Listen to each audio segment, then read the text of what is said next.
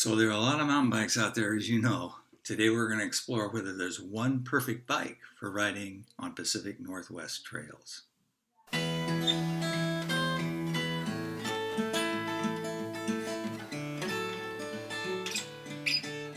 I'm Paul Andrews. Thanks for stopping by. First, a little perspective. I've been riding for 30 years in the Pacific Northwest and seen a lot of bikes come and go. What's really intriguing to me now is the vast diversity of bikes and how it's reflected in the makes and models I'm seeing on Seattle area trails. We've had an explosion of trail building around here, both close in and farther out, everything from a compact Whistler mountain bike park to high country all-day riding, everything from double black diamond to easy green. So the challenge is, what bike do you choose that can handle all these different terrains and trail types? Before I get into my series of sweeping generalizations, though, here's my highly anecdotal and completely unscientific methodology. I'm just going by what I see on the trails, by what I see in the parking lot, people unloading their racks, what I see at the trailhead, and what I see when folks gather, either at intersections or at the top of a long climb. First off, what I don't see anymore, one popular brand that clearly is the favorite. You know, back in the day, you get these packs of riders on a particular bike. Klein hardtails were popular for a while. When full suspension came in, you had Ellsworth and then Turner, for a while Intense. But this was all against a backdrop of Specialized and Trek, which completely dominated the trails. Now, not so much.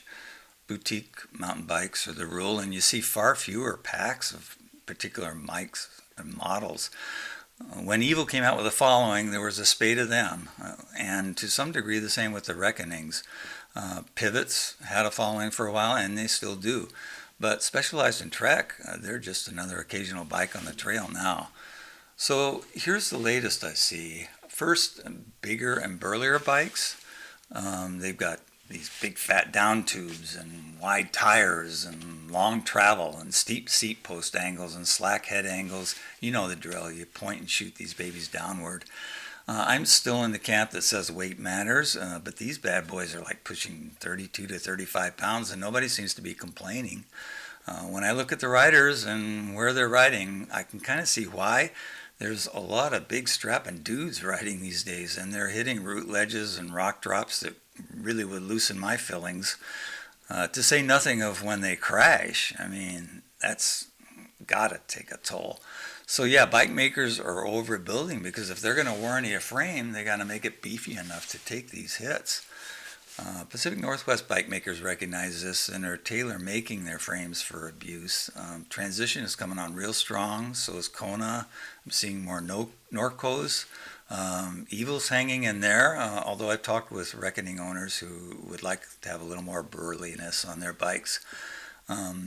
Among non-Pacific Northwest, the clear winner is Santa Cruz with the Mega Tower. I'm seeing fewer Specialized Enduros of the latest upgrade than I expected. That thing's a monster.